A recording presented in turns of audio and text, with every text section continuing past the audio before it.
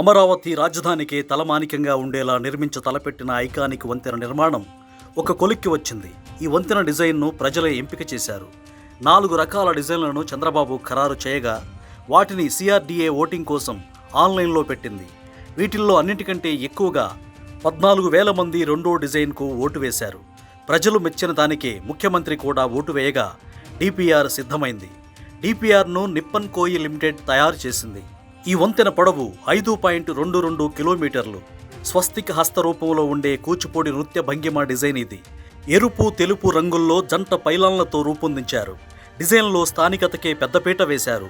అమరావతిలోని రాయపూడి నుంచి కృష్ణానదికి అటువైపున NH65 వద్ద NTR జిల్లా మూలపాడు వరకు 5.22 కిలోమీటర్ల పొడవున కేబుల్ బ్రిడ్జిని నిర్మిస్తారు. విజయవాడ హైదరాబాద్ జాతీయ రహదారితో అనుసంధానించడం వల్ల 35 కిలోమీటర్ల దూరం తగ్గుతుంది. భవిష్యత్ అవసరాల దృష్ట్యా వంతెనను 6 లైన్లుగా నిర్మిస్తారు. 2 వైపులా కాలిబాటలు ఉంటాయి. 2,500 కోట్ల రూపాయల వ్యయమయ్యే ఈ ప్రాజెక్టుకు త్వరలో టెండర్లు పిలవనున్నారు.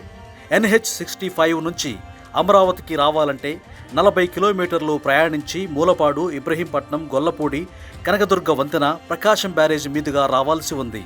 వంతెన వల్ల మూలపాడు నుంచి 5 కిలోమీటర్లు ప్రయాణిస్తే అమరావతిలో అడుగు పెట్టొచ్చు. 35 కిలోమీటర్ల దూరం.